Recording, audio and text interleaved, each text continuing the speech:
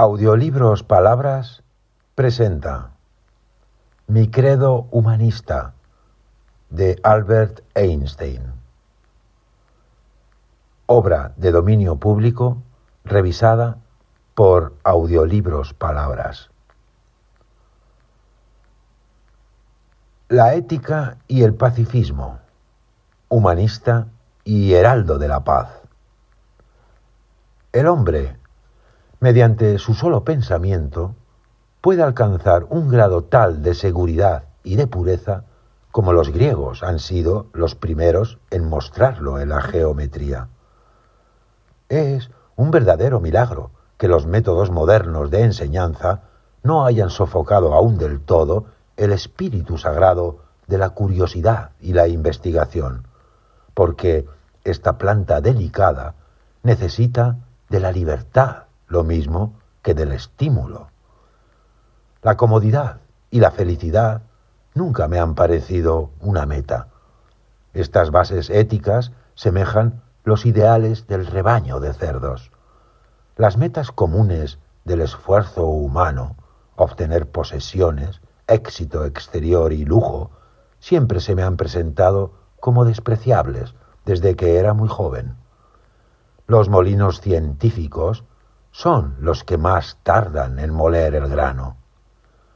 ¿Podrán los siglos venideros glorificar a nuestra Europa, en la que durante 3 siglos de intensísimo trabajo cultural no han conducido sino a pasar de la locura religiosa a la locura nacional?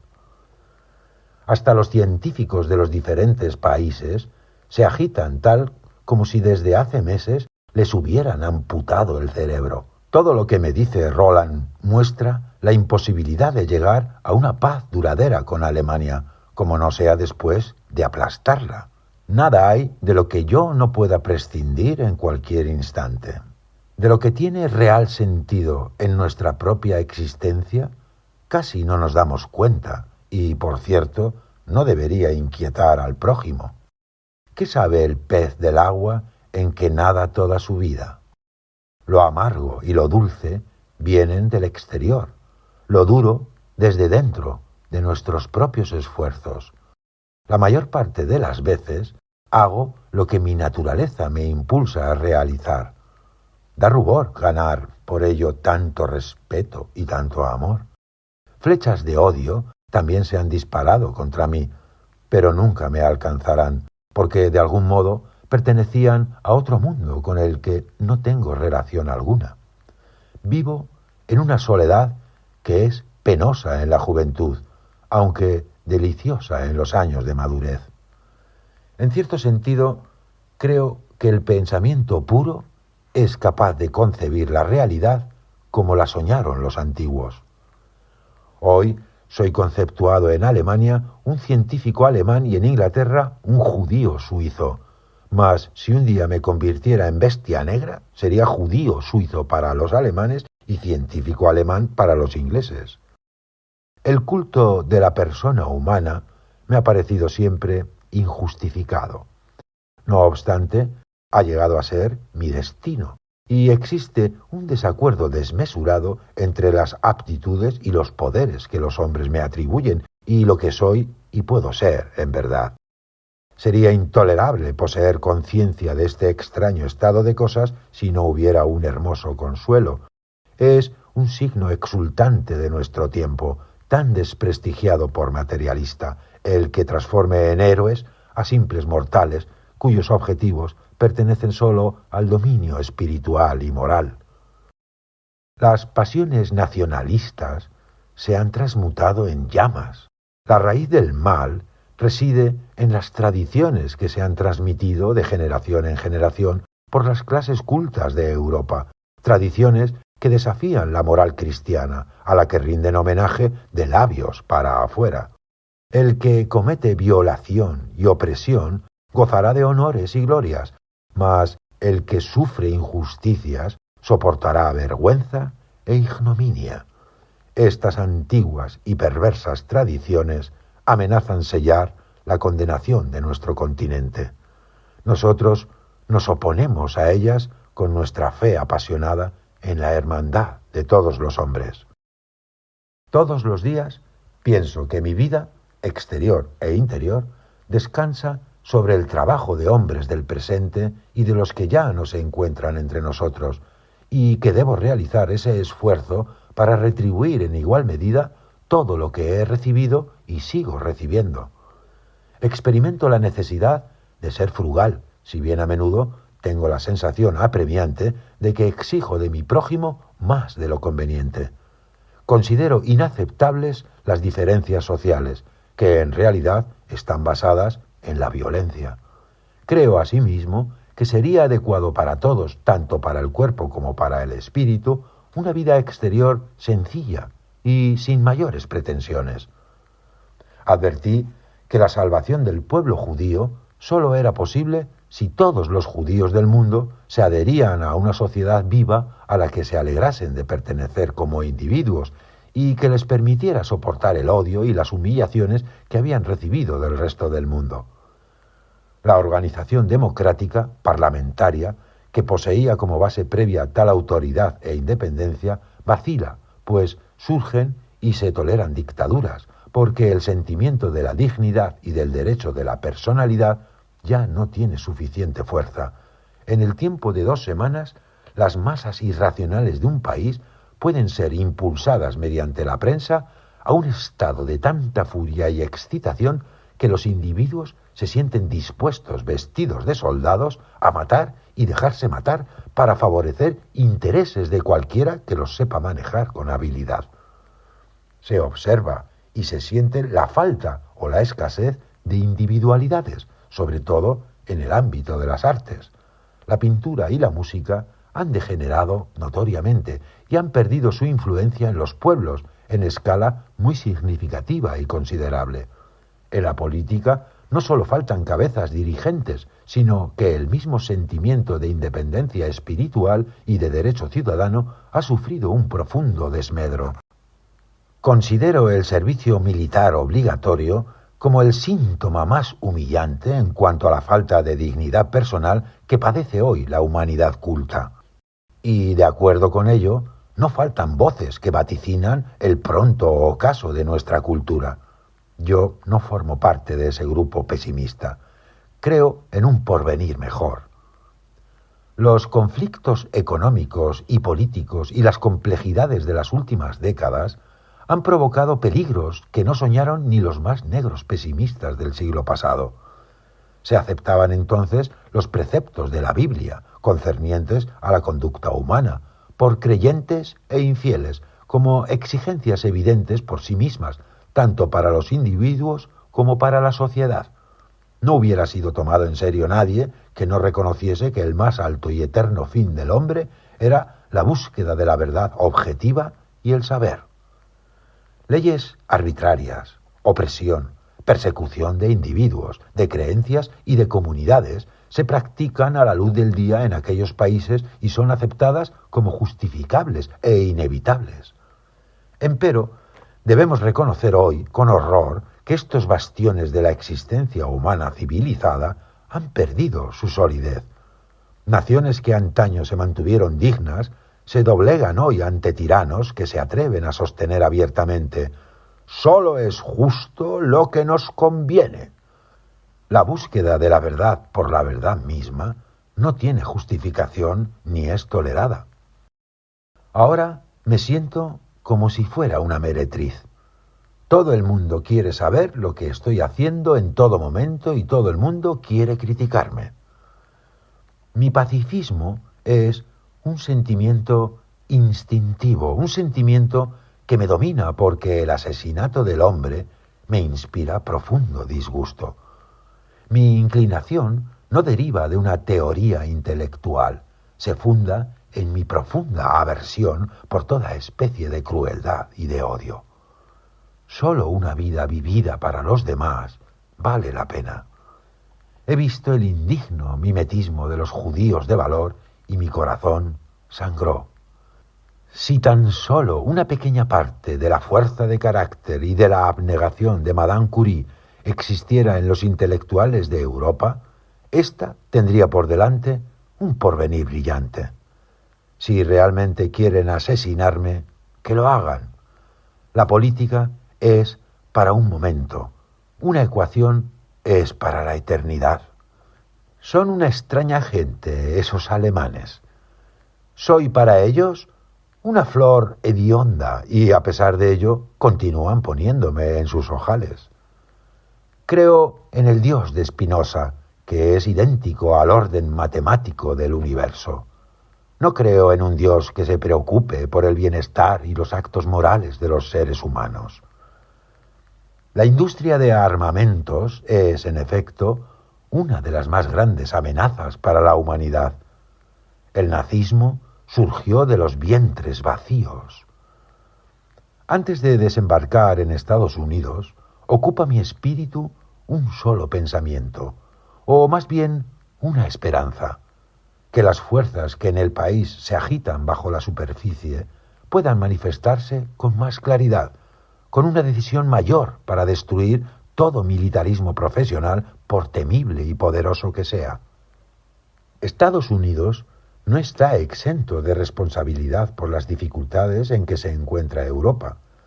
Con sus despiadadas reclamaciones, Estados Unidos acelera en verdad su decadencia económica y moral. Ha contribuido a la balcanización de Europa y debe, por tanto, participar en la responsabilidad por la crisis de la moralidad política y la aparición del espíritu de venganza que se ceba en la desesperación.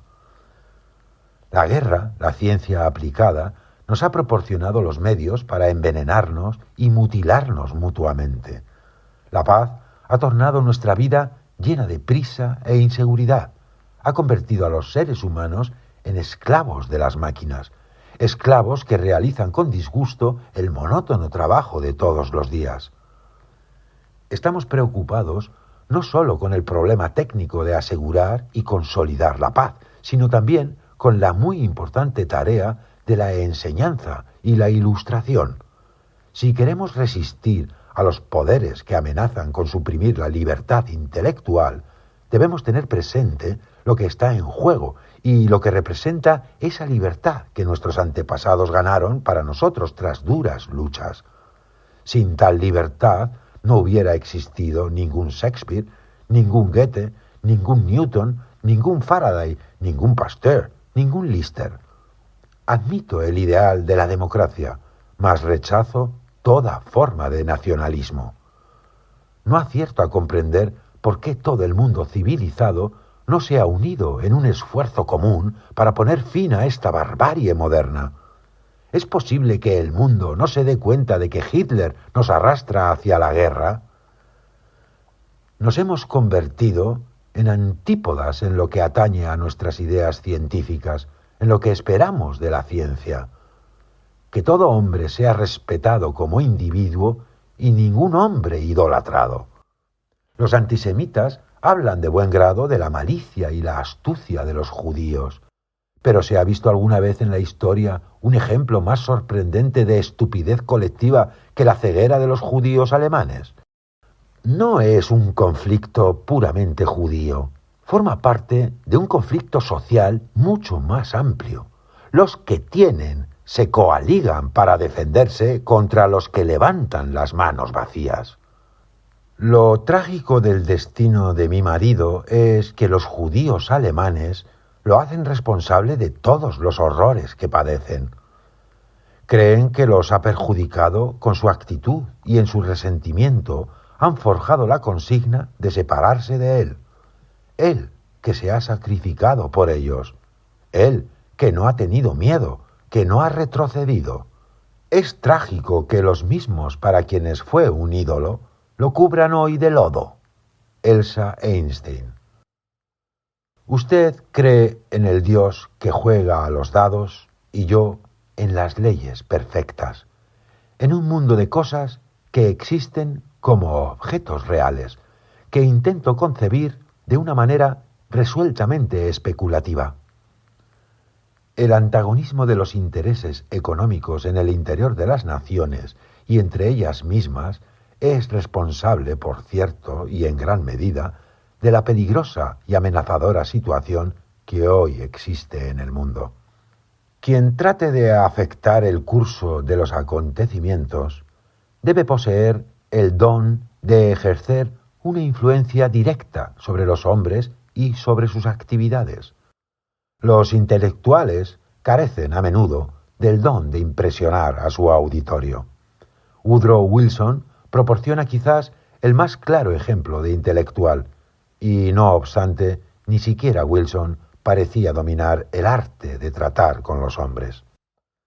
El hombre ha fracasado en el desarrollo de formas de organización política y económica que garanticen la coexistencia pacífica de las naciones.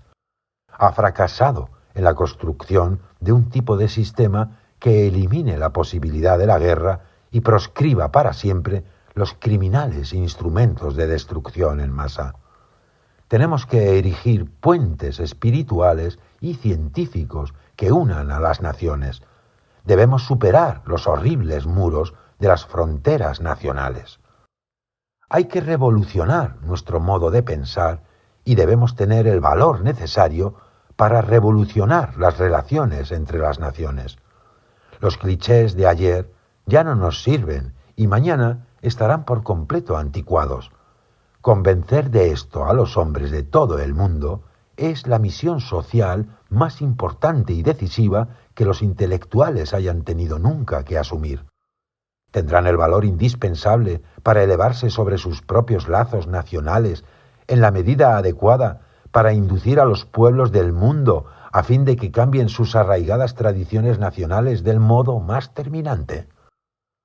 Si la tercera guerra se lleva a cabo con el empleo de armas atómicas, la cuarta se realizará con garrotes y garras. Yo no me considero el padre de la liberación de la energía atómica. Mi papel en eso fue absolutamente indirecto. La liberación de la energía atómica no ha creado un nuevo problema. Solo ha hecho más urgente la necesidad de resolver el que existía. Pudiera decirse que nos ha afectado cuantitativa, no cualitativamente. Mientras existan naciones soberanas en posesión de un gran poder, la guerra será inevitable. No se trata de predecir cuándo se producirá, sino que es seguro que ha de producirse, lo cual también era cierto antes de que la bomba atómica se descubriera. Lo único que ha cambiado es la destructividad de la guerra. Las grandes potencias unidas en la lucha están divididas ahora en el establecimiento de la paz. Se prometió al mundo la liberación del miedo, mas en verdad el miedo se ha desarrollado con mayor vigor que nunca desde la terminación de la guerra. Se prometió a las naciones liberarlas de la indigencia, pero muchas partes del mundo se enfrentan con el hambre, en tanto que otras viven en la abundancia. Hemos caído en una situación en la que todos los ciudadanos de todos los países, sus hijos y su trabajo en la vida, se encuentran amenazados por la terrible inseguridad que reina en nuestro mundo. El avance de la técnica no ha elevado la estabilidad y el bienestar de la humanidad. Por muy fuertes que sean los armamentos nacionales, no crean seguridad militar en ninguna nación ni garantizan el mantenimiento de la paz. La preocupación por el hombre y su destino debe constituir siempre el interés principal de todos los esfuerzos técnicos. No lo olvidéis jamás en medio de vuestros diagramas y de vuestras ecuaciones. El proyecto de militarización de la nación no solo significa una amenaza inmediata de guerra, sino que destruirá seguramente el espíritu democrático y la dignidad del individuo.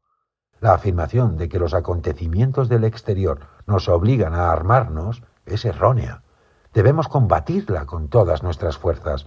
En realidad, nuestro propio armamento creará, a consecuencia de la reacción de las otras naciones, ciertamente la posición en la que sus defensores tratan de fundar sus argumentos. En mi larga vida he aprendido una cosa: toda nuestra ciencia, comparada con la realidad, es primitiva e infantil, y que, a pesar de todo, es lo más valioso que tenemos. Los auditorios norteamericanos aplauden fácilmente. Si esperamos hasta que las grandes potencias y las Naciones Unidas cumplan las promesas que nos han hecho, nuestros hermanos en Palestina estarían bajo tierra antes de que esos deseos se realicen. Esa gente ha realizado lo único posible en las presentes y deplorables condiciones del mundo. Ha tomado el destino en sus manos y lucha por sus propios derechos. A la larga, tendrán éxito si el resto de los judíos del mundo les presta su apoyo. Nuestros hermanos de Palestina han demostrado que son capaces de resolver sus problemas económicos. La carrera de armamentos entre los Estados Unidos y Rusia soviética, que al principio comenzó como medida preventiva, asume proporciones histéricas. Por ambos lados se están perfeccionando medios destructivos con febril urgencia y dentro del mayor secreto. Conozco muy poco de la naturaleza y casi nada de los hombres. Cuando era joven, lo único que quería y esperaba de la vida era poder sentarme tranquilamente en un rincón a trabajar sin que nadie se fijara en mí. Y vean lo que me ocurre ahora. Las creaciones de nuestra mente deberían ser una bendición, no una maldición para la humanidad. Son pocos los seres humanos capaces de expresar con ecuanimidad opiniones que difieran de los prejuicios de su contorno. Juventud, ¿sabes que la tuya no es la primera generación que anhela una vida plena de belleza y libertad? La imaginación es más importante que el conocimiento. Las proposiciones matemáticas, aun cuando tienen que ver con la realidad, no son ciertas, y en cuanto que son ciertas, no tienen que ver con la realidad. En mi opinión, solo hay una forma de lograr que el público se interese por un gran científico: discutir y explicar, en lenguaje asequible para todos, los problemas y las soluciones que han caracterizado el trabajo de su vida. Esto solo puede hacerlo quien comprenda el material que ha de manejar. Como alumno no fui ni muy bueno ni muy malo. Mi punto débil era mi mala memoria, sobre todo cuando había que memorizar palabras y textos. Prefería soportar todos los castigos antes que aprender maquinalmente y de memoria. Solo Euclides ha contemplado la belleza al desnudo. Me parece que la idea de un Dios personal es un concepto antropológico que no puede tomarse en serio. Creo que tenemos que conformarnos con nuestra comprensión y conocimientos imperfectos y tratar los valores y obligaciones morales como un problema puramente humano, el más importante de todos los problemas humanos. Nadie puede ser obligado a pertenecer a una comunidad religiosa. En contestación a las mujeres norteamericanas anticomunistas, nunca había encontrado en el bello sexo una negativa tan firme a mis propuestas, o al menos nunca me había rechazado al mismo tiempo un grupo tan numeroso. Estos 50 años de reflexión no me han permitido acercarme más a la respuesta: ¿qué son los cuanta de luz? Hoy todo hijo de vecino se imagina que lo sabe, pero se equivoca. Es muy frecuente que los hombres piensen con terror en la muerte. Es uno de los medios de que se vale la naturaleza para mantener la vida de la especie. Desde un punto de vista racional, este terror carece de justificación alguna, pues quien haya muerto o no haya nacido todavía no puede padecer ningún accidente. En síntesis, es un terror estúpido, pero inevitable. Creo, con Schopenhauer, que uno de los motivos más fuertes que llevan al hombre al arte y a la ciencia es la huida de la vida cotidiana, con su dolorosa brutalidad y su desesperada monotonía, de la esclavitud a los propios deseos en continuo cambio. Una persona de buen carácter quiere huir de la vida subjetiva al mundo de la percepción y del pensamiento objetivo. Este deseo puede compararse con la nostalgia que impulsa al hombre de ciudad a cambiar su entorno bullicioso y estrecho por las altas montañas, donde la vista divaga por el aire puro y plácido y localiza complacida los contornos tranquilos, los cuales parecen construidos para la eternidad. En el reino de los buscadores de la verdad no hay ninguna autoridad humana. Quien intenta erigirse en magistrado provoca la risa de los dioses. El problema con que se encuentran los intelectuales de este país es muy grave. Los políticos reaccionarios, como McCarthy, han logrado que el público observe con desconfianza todos los esfuerzos intelectuales. Para ello, les ponen de continuo ante los ojos el fantasma de un peligro exterior. Hasta ahora han obtenido lo que deseaban y han de pasar a suprimir la libertad de enseñanza y a echar de sus puestos a los que no estén dispuestos a someterse, con lo que los condenarían a perecer de hambre. He llegado a ver en la muerte una antigua deuda que por fin voy a pagar. Mi sentido apasionado de la justicia y de la responsabilidad social ha estado permanentemente en claro contraste con mi escasa necesidad de contacto con otros seres humanos y comunidades.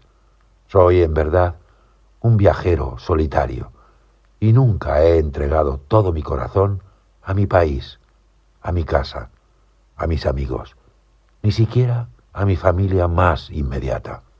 Ante todos estos vínculos he conservado una sensación de distancia y una necesidad de soledad, sentimiento que aumenta con los años.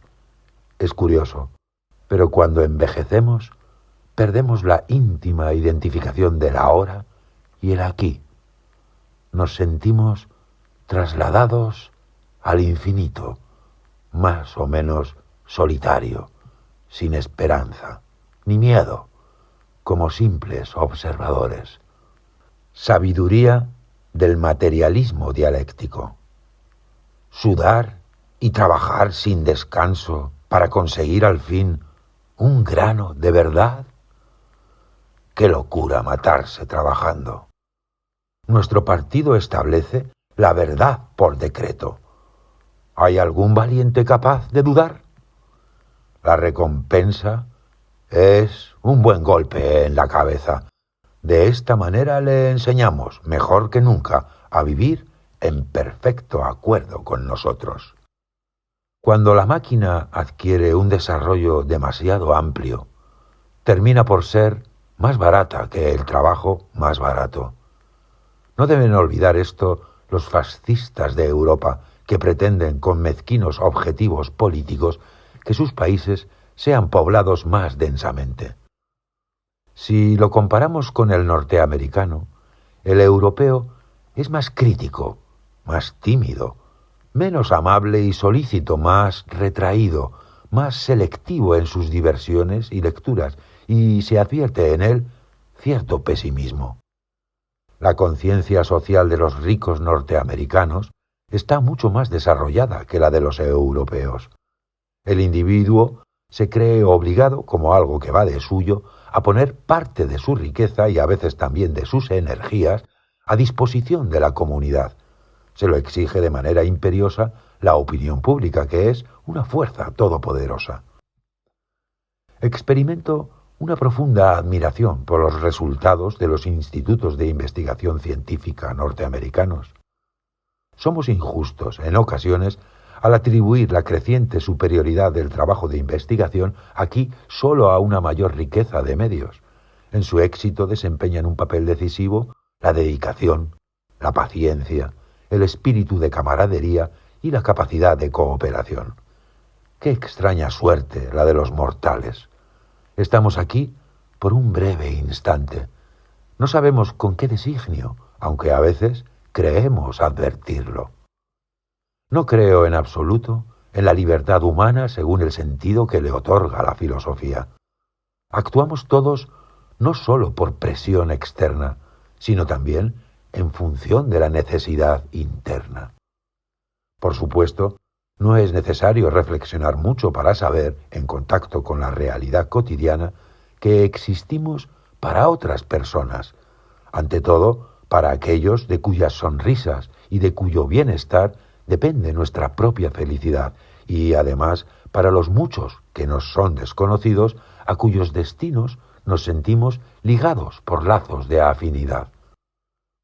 Lo más extraordinario es que el mundo tenga un sentido. se toma clara conciencia, aunque sin lamentarlo, de los límites del entendimiento y la armonía en el trato con otras personas. Las causas del descrédito de las formas de la democracia que se observa hoy en Europa no deben asignarse al principio democrático como tal, sino a la carencia de estabilidad de los gobiernos y al carácter impersonal del sistema electoral. Que un hombre pueda disfrutar mientras desfila a los compases de una banda es suficiente para que me resulte despreciable. Le habrán dado su cerebro solo por error. Le hubiera bastado con la médula espinal desprotegida. La experiencia más bella que tenemos a nuestro alcance es el misterio. Esta es la emoción sustancial que se halla en la cuna del auténtico arte y de la verdadera ciencia. La política es muchísimo más complicada que la física. La teoría es asesinada tarde o temprano por la experiencia. Tomar parte activa en las soluciones de los problemas de la paz constituye un deber moral que ningún hombre consciente puede eludir. Perfección de medios y confusión de fines parece ser la característica de nuestro tiempo. Se debe hacer todo tan sencillo como sea posible, pero no más sencillo. El legítimo valor de un ser humano depende, en principio, de la medida y el sentido en que haya conseguido liberarse del yo. No son los frutos de la investigación científica los que elevan al hombre y enriquecen su personalidad, sino el anhelo de comprender, el trabajo intelectual, creador o receptivo. Estoy de veras convencido de que no hay riqueza en el mundo capaz de ayudar a la humanidad a progresar, ni aun en manos del más devoto partidario de tal causa. El ejemplo de las individualidades grandes y puras solo puede elevarnos a pensamientos y acciones nobles. El dinero apela al egoísmo e invita siempre al abuso. ¿Es posible imaginarse a Moisés, a Jesús o a Gandhi con la bolsa de Carnegie? Cuando repasamos nuestras vidas y propósitos, enseguida comprendemos que casi todas nuestras acciones y fines están ligados a la existencia de otros semejantes. Advertimos que nuestro carácter se parece mucho al de los animales sociales. El ser humano es lo que es y asume su importancia no tanto en razón de su individualidad, sino como miembro de una gran comunidad humana que domina su existencia espiritual y material desde la cuna hasta el sepulcro. La salud de la sociedad se funda entonces tanto en la independencia de los individuos que la forman como en su íntima trabazón social. Se ha dicho, con razón, que la base misma de la cultura greco-europeo-americana y, sobre todo, de su esplendente florecer en el Renacimiento italiano, que liquidó el estancamiento medieval, fue la liberación y la relativa independencia del individuo. Es cada vez más acuciante la división planificada del trabajo, división que provocará la seguridad material del individuo. Esta seguridad y el ahorro de tiempo y energía de que dispondrá el hombre pueden aprovecharse para el desarrollo de su personalidad. Ver con los propios ojos, advertir y juzgar sin entregarse al poder subyugante de la moda del día, ser capaz de decir lo que se ha visto y sentido mediante una frase sencilla o una palabra justamente adecuada, ¿no es maravilloso? Que te hagan públicamente responsable de lo que han dicho otros en tu nombre, en circunstancias en que no puedes defenderte, es una triste suerte. Pero, ¿a quién le sucede eso? Ciertamente, a todo aquel que atrae suficiente interés general como para que los periodistas lo persigan. Hemos aprendido a volar y podemos enviar mensajes y noticias sin dificultad alguna a todos los rincones del mundo por medio de ondas eléctricas. Empero, la producción y distribución de bienes está desorganizada, de manera que todos han de vivir temerosos ante la posibilidad de verse eliminados del ciclo económico. Durante la infancia de la filosofía, se pensaba en general que resultaba fácil descubrir todo lo cognoscible a través de la simple reflexión. Era una ilusión muy comprensible si por un instante olvidamos lo que hemos aprendido de la filosofía posterior y de las ciencias naturales. No debe extrañarnos que Platón concediese mayor realidad a las ideas que a los objetos empíricamente experimentables.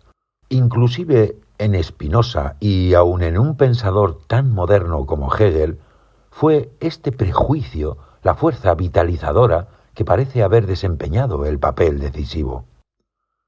Mientras somos jóvenes, los pensamientos pertenecen al amor. Después, el amor pertenece a los pensamientos. Nunca gasto mi inteligencia en algo que puedo encontrar en un libro. Poco a poco se admitió la idea de que todo conocimiento de las cosas es exclusivamente una elaboración de los datos proporcionados por los sentidos. Hume comprendió, empero, que los conceptos que debemos considerar fundamentales, como por ejemplo la relación causal, no pueden conseguirse a partir del material que nos ofrecen los sentidos.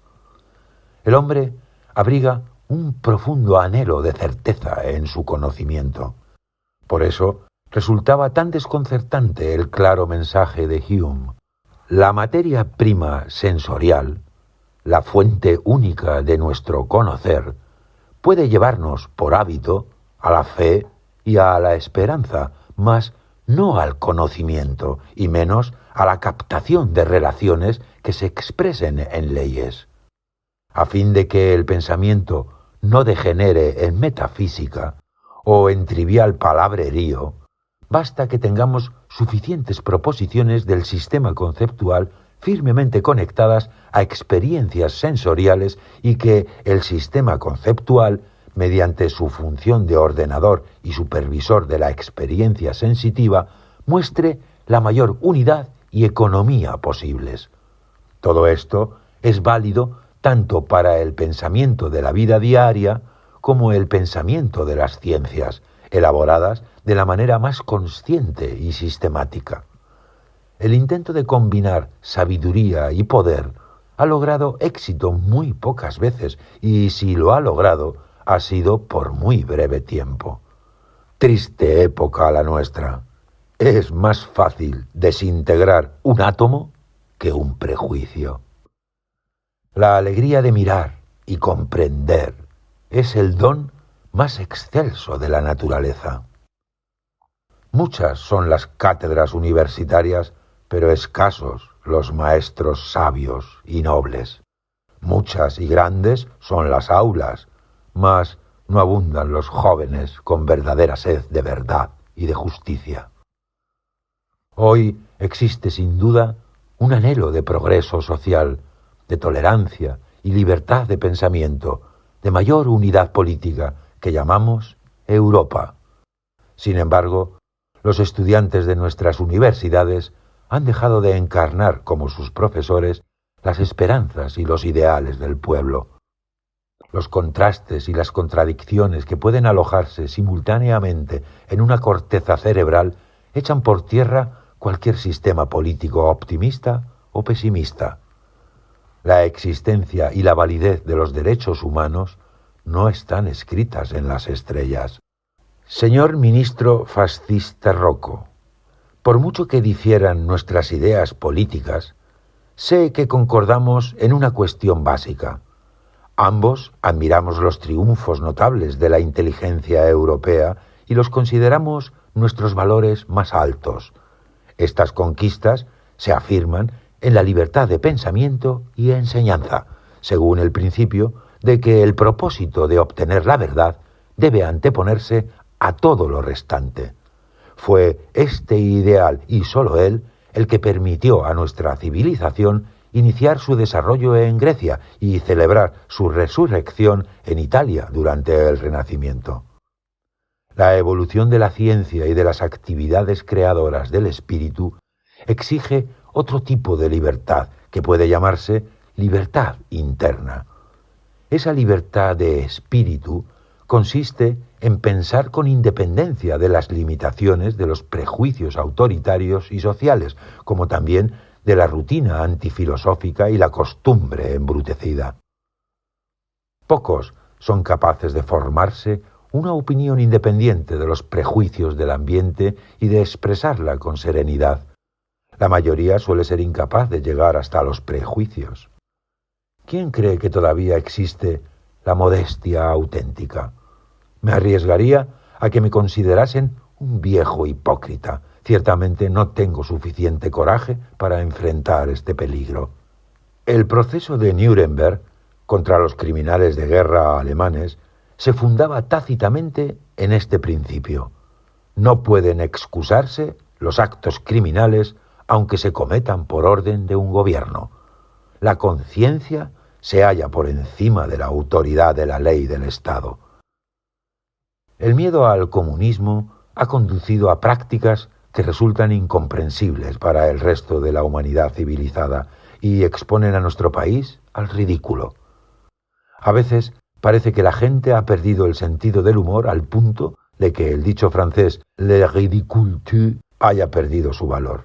Todo lo que ha realizado y pensado la especie humana tiene que ver con la satisfacción de necesidades muy urgentes y con el fin de mitigar el dolor. En el hombre primitivo es fundamentalmente el miedo lo que produce ideas religiosas, miedo al hambre, a los animales feroces, a la muerte. No pocas veces un reyezuelo o caudillo o una clase privilegiada cuya posición se apoya en otros factores combina su jerarquía sacerdotal con la autoridad secular, o bien hacen causa común con la clerecía para defender sus intereses.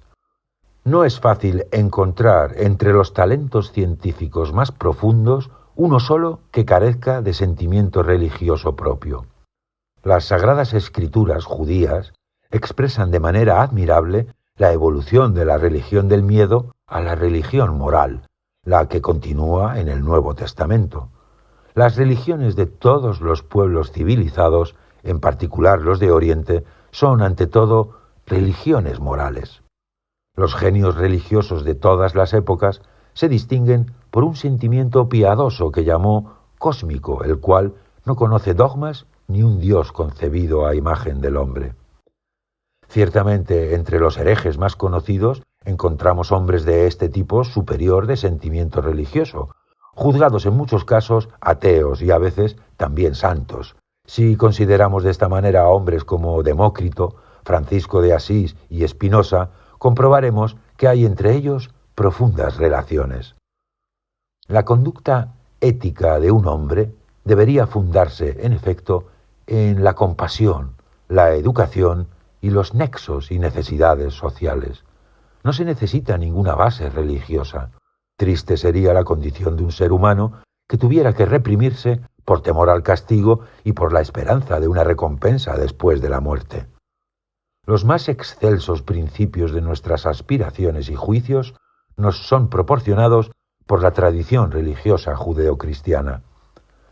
El fin del individuo es servir más que regir. El científico está convencido de la existencia de la causalidad universal.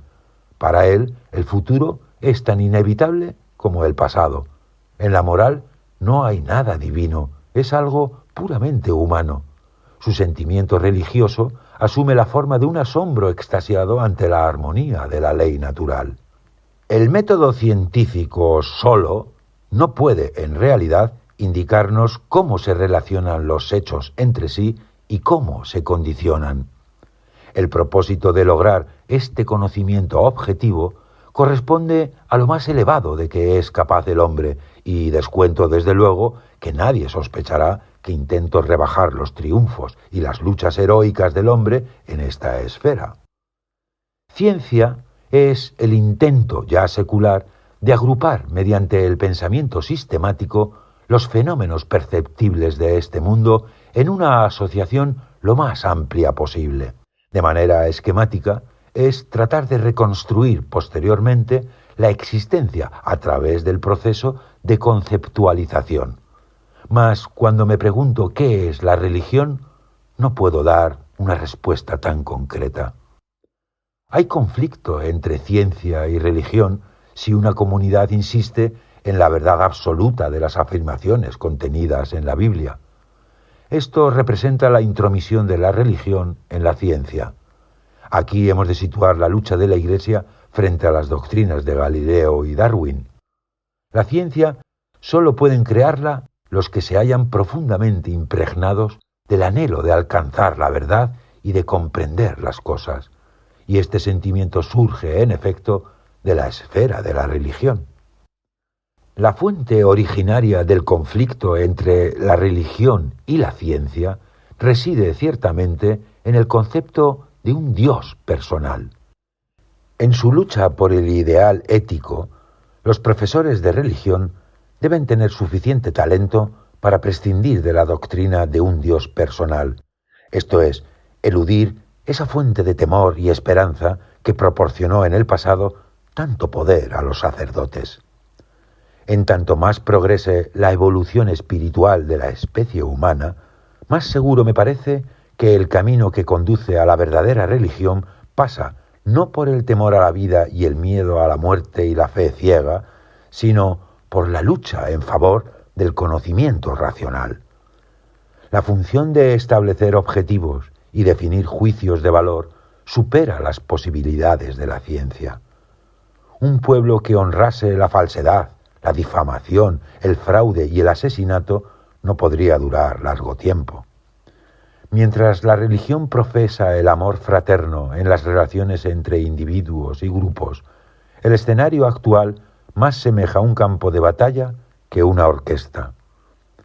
La interpretación de la religión que expongo aquí supone una subordinación a la actitud religiosa por parte de la ciencia. Esta relación se menosprecia con excesiva facilidad en esta época en que predomina el materialismo. Creo, por cierto, que el desmedido acento en lo puramente intelectual, que se dirige solo hacia la eficacia y lo práctico de nuestra educación, ha llevado al debilitamiento de los valores éticos.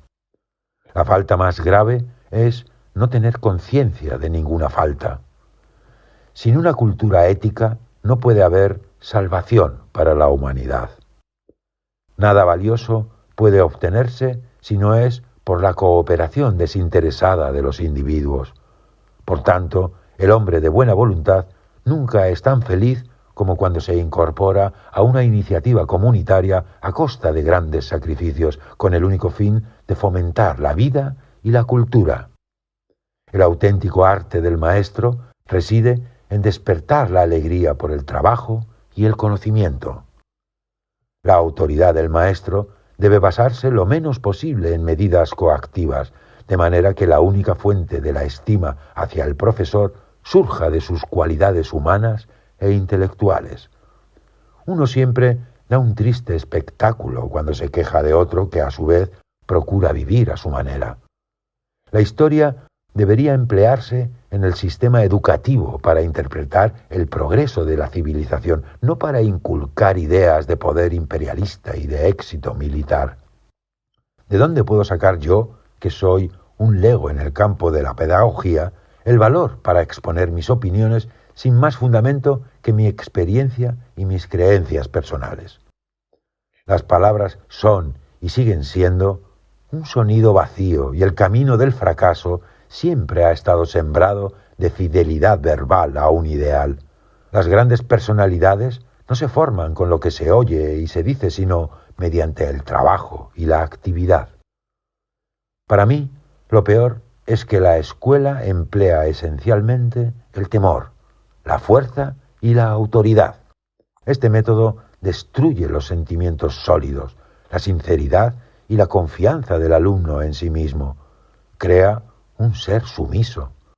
Mucha gente ha citado la teoría de la lucha por la vida y de la selección natural de Darwin como acicate para fomentar el espíritu de lucha. La escuela debe plantearse siempre como finalidad que el joven salga de ella con una personalidad armónica y no como un especialista. Una persona que solo lee periódicos y como muchos libros de autores actuales es como un miope que se burlara de las gafas. La primacía de los tontos es insuperable y está garantizada para todas las épocas. El terror de esa tiranía se mitiga por su ineficacia y sus consecuencias. Debemos a unos cuantos autores de la antigüedad que la gente de la Edad Media se librara con esfuerzo de las supersticiones y de la ignorancia que sombrecieron la vida por más de 5 siglos.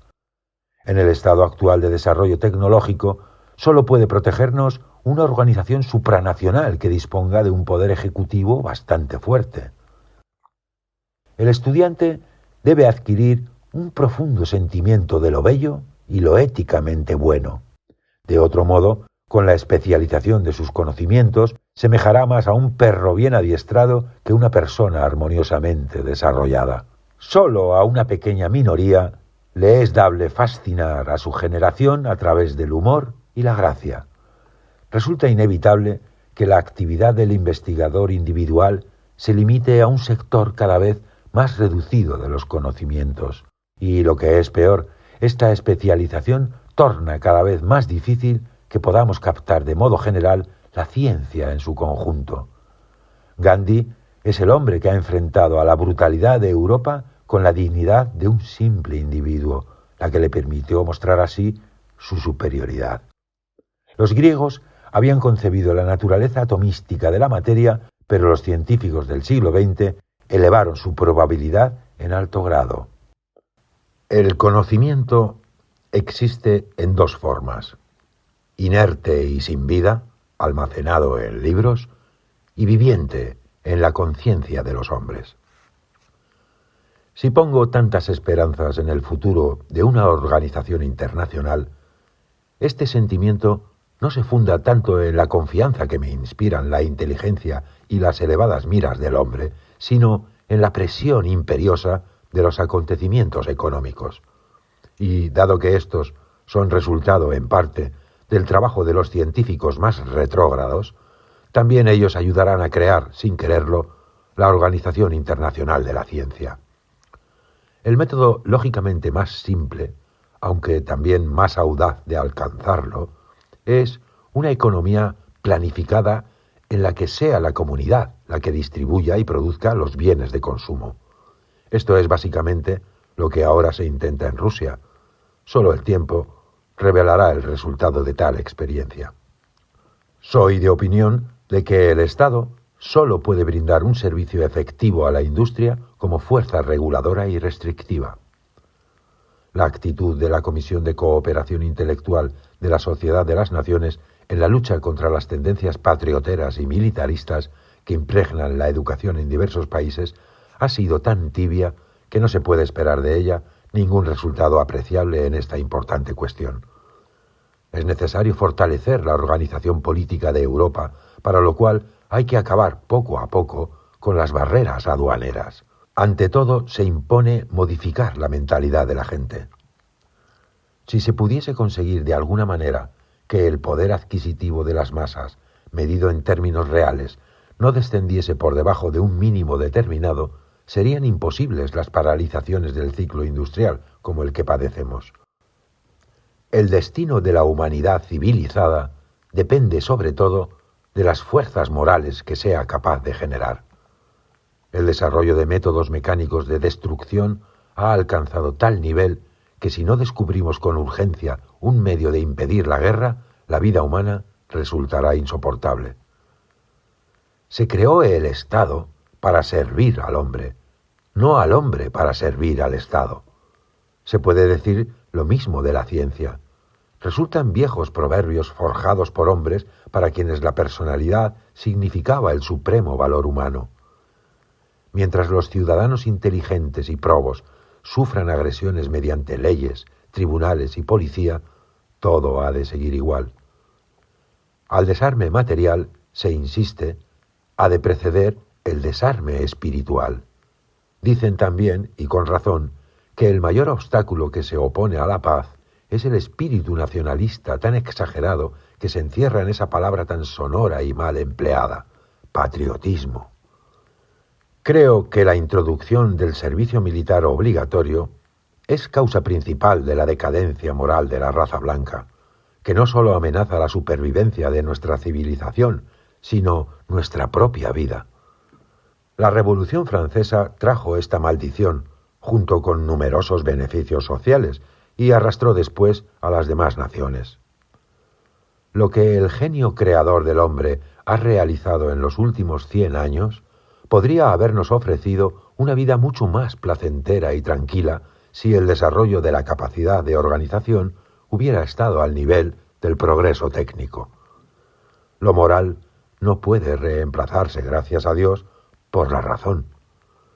No existe acontecimiento de los últimos años que refleje mejor la triste situación de los principales países civilizados del mundo que el fracaso de las conferencias de desarme que se han celebrado hasta ahora. Y ello no se debe solo a las intrigas de los políticos ambiciosos y sin escrúpulos, sino también a la indiferencia y a la debilidad de los ciudadanos de todos los países. Estados Unidos ha ayudado a balcanizar Europa y comparte, pues, responsabilidad del hundimiento de la moralidad política y del aumento de ese espíritu de venganza que se nutre en la desesperación. Los poderosos grupos industriales interesados en la fabricación de armamentos están haciendo cuanto pueden en todos los países para impedir un arreglo pacífico de las disputas internacionales. En vez de concederse permiso a Alemania para establecer el servicio militar, debería prohibirse en las demás naciones. Pienso que en la próxima guerra deberían ir al frente las mujeres patriotas en vez de los hombres. Sería por lo menos una novedad en este lúgubre asunto. Y además, ¿por qué no habrían de tener estos heroicos sentimientos del bello sexo un desahogo más pintoresco que los ataques a un civil indefenso? El civil indefenso es él mismo.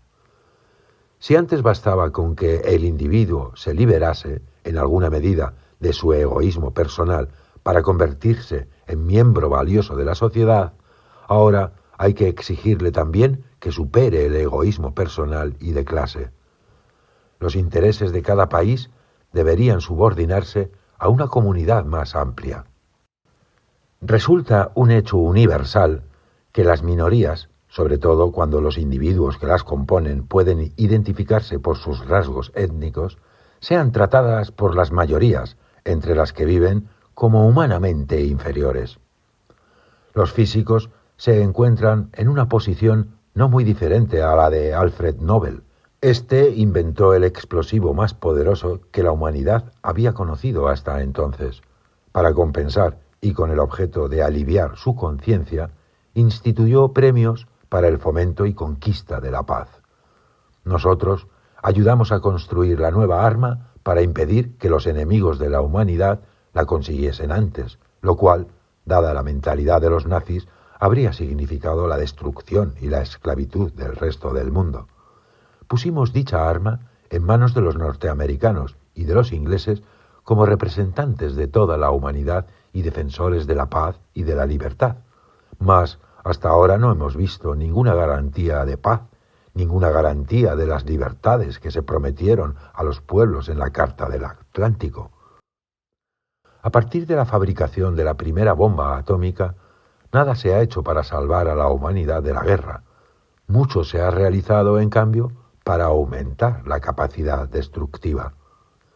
Las energías de la naturaleza o cósmicas son inagotables, eternas, y el hombre solo puede operar con ellas en partes infinitesimales.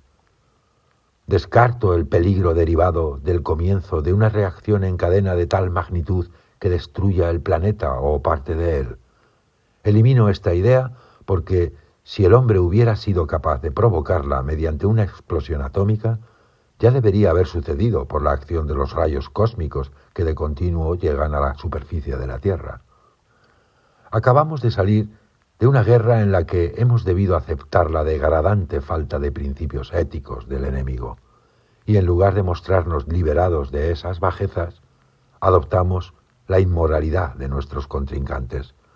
Es posible que si todas las naciones occidentales adoptaran el socialismo, el conflicto por el poder entre el este y el oeste subsistiría. Los apasionados alegatos contra los sistemas económicos actuales me parecen del todo irracionales. Llegará el día, creo, en que deberá existir un gobierno mundial, aunque sea después de una nueva guerra. Uno de los fundamentos del sistema comunista del Este es cierta similitud con la religión, determinada capacidad para inspirar las emociones que surgen normalmente en el ámbito religioso. Llevados a error, sobre todo por los éxitos de Bismarck, los alemanes han pasado por una profunda transformación de su mentalidad y de esta manera, en menos de un siglo, se han precipitado en la ruina absoluta. Con toda franqueza, confieso que la política exterior de los Estados Unidos, a partir del cese de las hostilidades, me ha recordado la actitud de Alemania en los tiempos del Kaiser Guillermo II, y sé que esta penosa analogía es compartida por muchas personas. En nuestra época, la mentalidad militarista es más peligrosa que antes, pues los armamentos ofensivos son mucho más potentes que los defensivos. La energía atómica puede intimidar a la humanidad para que ordene sus asuntos internacionales, lo cual no haría sin la presión del miedo. Todo gobierno es malo en sí mismo, en cuanto lleva en su seno la tendencia a convertirse en una tiranía. Si nos aferramos al concepto y a la práctica de la soberanía ilimitada de las naciones, la consecuencia será que cada una se arrogará el derecho de conseguir sus fines mediante la guerra.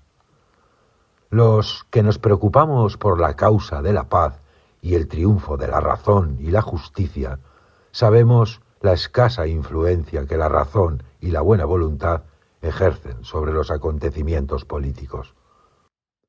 A través de una penosa experiencia, aprendimos que el pensar racional no es suficiente para resolver los problemas de nuestra vida social. Sumergidos en el trágico destino que nos ha conducido a colaborar en la elaboración de métodos de aniquilación más horribles y eficaces cada vez, los científicos debemos aceptar que nuestra solemne y trascendental misión es hacer cuanto esté a nuestro alcance para impedir que esas armas sean empleadas con la brutal finalidad con que han sido inventadas. Al paso de los siglos, el estado de anarquía de los asuntos internacionales ha ocasionado sufrimientos y destrozos imposibles de narrar. Una y otra vez se ha impedido el desarrollo de los hombres, de sus espíritus y de su bienestar. En ocasiones se ha llegado al aniquilamiento casi total de pueblos enteros. El Estado se ha convertido en un ídolo moderno cuyo poder de sugestión puede ser contrarrestado por muy pocos hombres. Hay que revolucionar nuestro modo de pensar, revolucionar nuestras acciones y tener el valor de revolucionar las relaciones entre los países.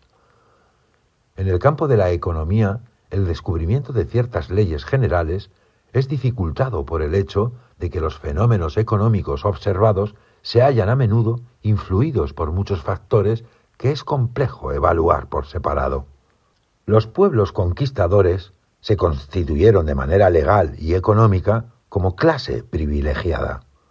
Se apropiaron de las tierras y establecieron un clero salido de sus propias filas.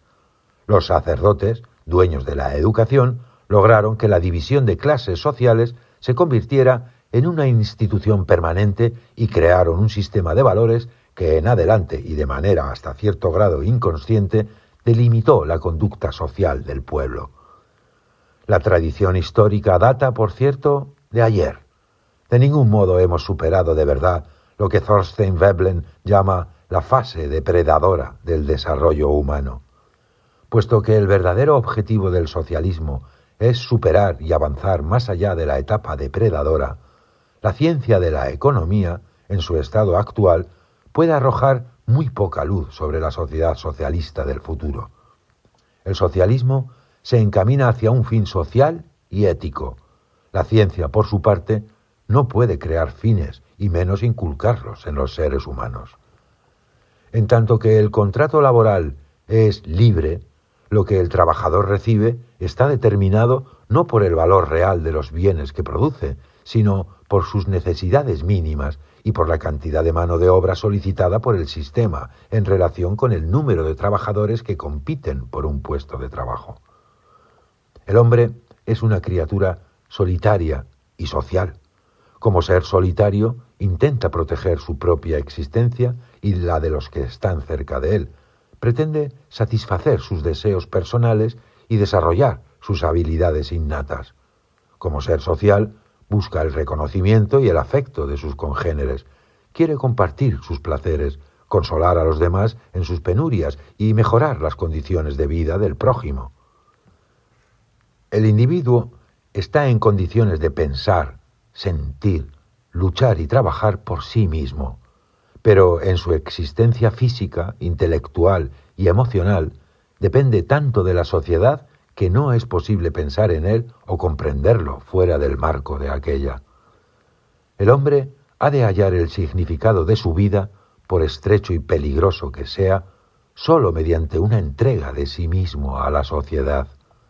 La anarquía económica de la sociedad capitalista, tal como existe hoy, es, según mi opinión, la fuente de todos los males. El propietario de los medios de producción está en condiciones de comprar la capacidad laboral del trabajador. Mediante el uso de los medios de producción, el trabajador produce nuevos bienes que se convierten en propiedad del capitalista. Creo que el peor daño que ocasiona el capitalismo es el deterioro de los individuos. El capital privado tiende a concentrarse en pocas manos, a causa de la competencia entre los capitalistas y en parte en razón del desarrollo tecnológico y la creciente división de la clase obrera. El resultado es una oligarquía del capital privado, cuyo enorme poder no puede ser eficazmente controlado ni siquiera por una sociedad política fundada en principios democráticos. En la actualidad, además, los capitales privados controlan en forma directa o indirecta las principales fuentes de información, prensa, radio, educación. El objetivo de la producción es el beneficio, no el consumo. El interés por el lucro, conjugado con la competencia entre los capitalistas, es el origen de la inestabilidad del ritmo de la acumulación y empleo del capital que conduce a severas y periódicas crisis. Pienso que existe un único camino para eliminar estos graves males: el establecimiento de una economía socialista, fundada sobre un sistema educativo orientado hacia objetivos sociales. La realización del socialismo exige resolver algunos problemas sociopolíticos de gran dificultad. Dada la centralización del poder político y económico, ¿cómo impedir que la burocracia se convierta en una entidad omnipotente y arrogante? La idea de conseguir la seguridad del país por medio del armamento, en el estado actual de la técnica militar, no es más que una ilusión desastrosa. Es imposible alcanzar la paz en tanto cada uno de nuestros actos se realiza con mira a un presunto conflicto bélico. Los seres humanos somos siempre los mismos. No hay cambios profundos. No tiene mucha importancia que trabajemos 5 horas o 2. Nuestro problema es de índole social y económica a nivel internacional. Considerados en su totalidad, pienso que los principios de Gandhi fueron más acertados que los de cualquier político de nuestra época. Sin comprensión y sin cierta dosis de confianza mutua, ninguna institución que vele por la seguridad colectiva de las naciones será eficaz. Era difícil evitar que la Declaración de los Derechos del Hombre estuviera redactada en la forma de un documento legal, que por su rigidez puede conducir a interminables discusiones. Solo la abolición radical de las guerras y de la amenaza de guerra puede valer algo. ¿Cómo podemos contribuir a lograr una existencia más segura y tolerable en esta tierra ya tan degradada? La intromisión de las autoridades políticas en la vida científica de nuestro país es evidente en el impedimento de los viajes de los científicos e investigadores americanos hacia el exterior y del acceso a este país de científicos de otras naciones. Esta conducta mezquina por parte de nación tan poderosa es el síntoma peligroso de una dolencia que tiene raíces mucho más profundas. Los judíos constituyen una comunidad unida por lazos de sangre y de tradición, y no solo por un credo religioso. La actitud del resto del mundo hacia ellos es una prueba de este aserto. Hace 15 años, al llegar a Alemania, descubrí por primera vez que yo era judío y debo ese descubrimiento más a los gentiles que a los judíos. Un centro en Palestina es un objetivo digno de que en él se concentren todos nuestros esfuerzos. Se llama a esto nacionalismo, con cierta razón. De todas maneras, se trata de un nacionalismo cuyo fin no es el poder, sino la dignidad y la salud moral. Si no tuviéramos que vivir entre personas intolerantes, mezquinas y violentas, yo sería el primero en rechazar todo nacionalismo en favor de una comunidad universal. La tradición del pueblo judío está impregnada de un amor por la justicia y la razón que debe continuar operando en bien de todos los hombres, ahora y en el futuro. En tiempos modernos, esta tradición ha producido hombres como Spinoza y Karl Marx. Es nuestro deber permanecer fieles a las tradiciones morales que nos han permitido subsistir durante milenios, a pesar de las oscuras tormentas que se han desencadenado sobre nuestras cabezas. Al servicio de la vida, el sacrificio se transforma en una gracia. La nuestra es una comunidad que posee una tradición moral, la que siempre ha demostrado su fuerza y su vitalidad en tiempos de prueba. En todas las épocas ha dado hombres que representaron la conciencia del mundo occidental, defensores de la dignidad humana y de la justicia. De modo muy claro, se ha proclamado que no intentamos crear una sociedad política. Según la antigua tradición del judaísmo, el nuestro es un objetivo cultural, en la más amplia acepción del vocablo. Así pues, nos corresponde vivir junto a nuestros hermanos árabes de manera abierta, generosa y digna. El objetivo que han prescrito los dirigentes del sionismo no es político, sino social y cultural. En Palestina, la comunidad debe intentar que se concrete el ideal de la sociedad que alentaron nuestros antepasados, como está descrito en la Biblia. Según este criterio, establecer una universidad judía en Jerusalén es uno de los propósitos más importantes de la organización sionista. Es posible ser un europeo civilizado y a la vez un ciudadano correcto, sin dejar de ser un judío consciente. Las nacionalidades insisten en seguir sus propios destinos y se niegan a toda clase de mezcla. Solo con la tolerancia y respeto mutuos puede conseguirse una situación satisfactoria. Si se escinde del judaísmo a los profetas y del cristianismo, tal como lo enseñó Jesucristo, todas las interpolaciones posteriores, en particular las del clero, nos quedaría una doctrina capaz de curar a la humanidad de todos los males sociales.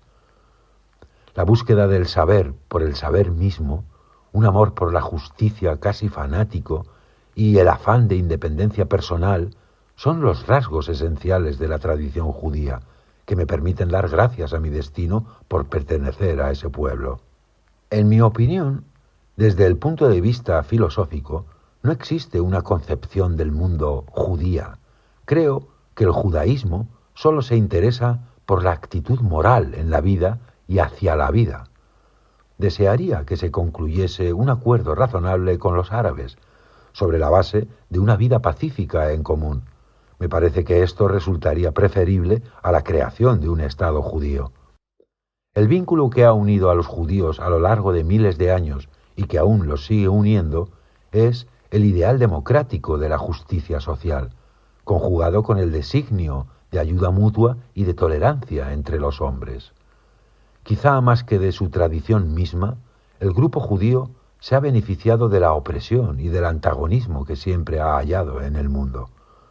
Nosotros y nuestros vecinos hemos tenido menos culpa que las organizaciones internacionales de que no se consiguiera establecer una Palestina unida, en la cual judíos y árabes vivieran como iguales, libres y en paz.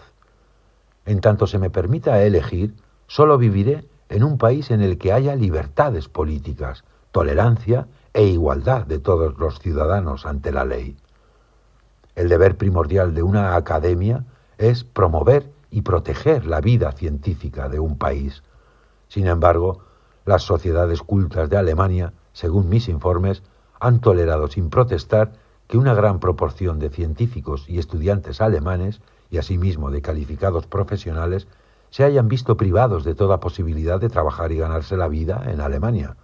No me interesa pertenecer a sociedad alguna que se comporta de ese modo, aun cuando su actitud se deba a presiones externas.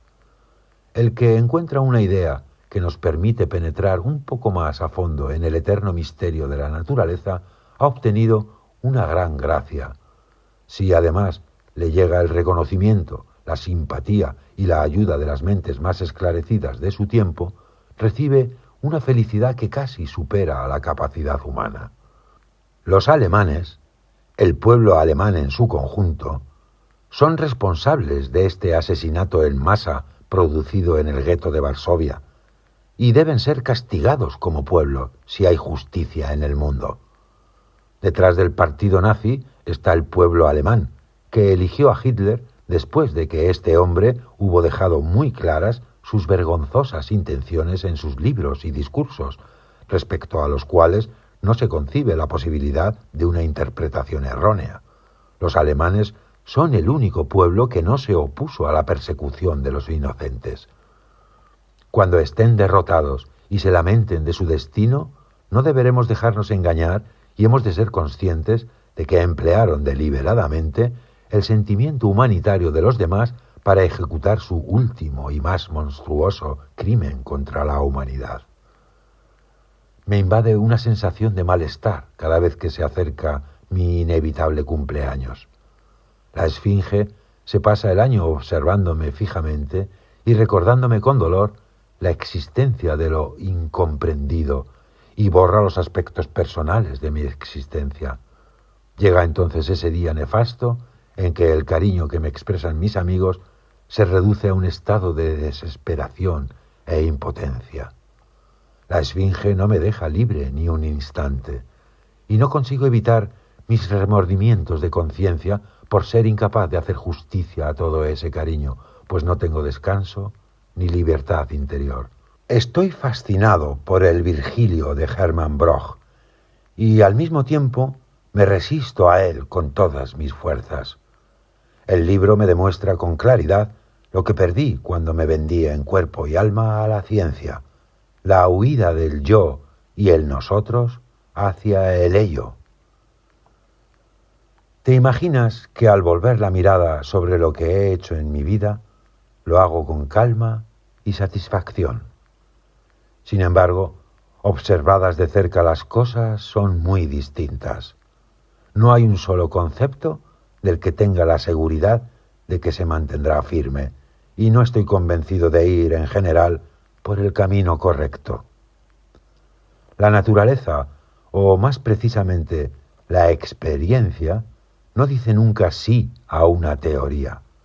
En las circunstancias más favorables dice puede ser, y en la mayoría de los casos dice no. Reflexionar hasta que las tinieblas se conviertan en luz de comprensión.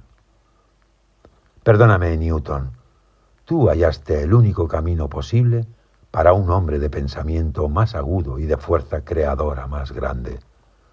Las concepciones que creaste determinan aún hoy nuestro impulso en el dominio de la física, aunque sepamos que en adelante, si aspiramos a una comprensión profunda del conjunto de las relaciones, deben ser reemplazadas por otras más alejadas de la esfera de la experiencia inmediata.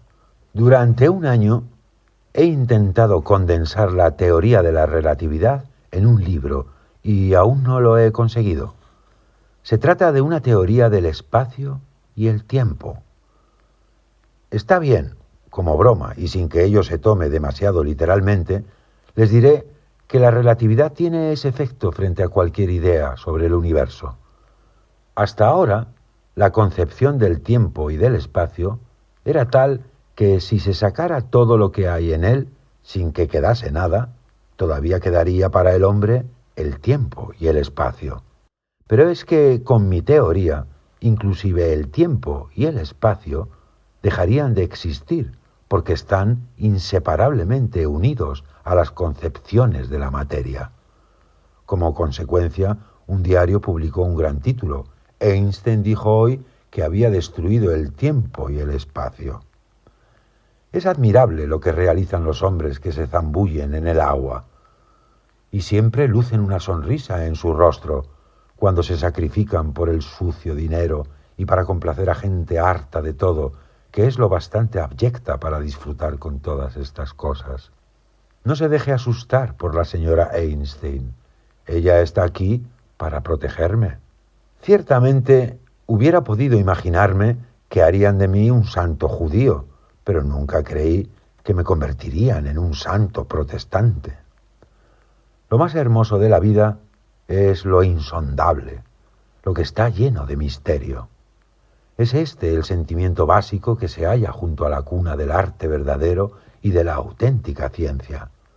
Quien no lo experimenta, el que no está en condiciones de admirar o asombrarse, está muerto, por así decir, y con la mirada apagada.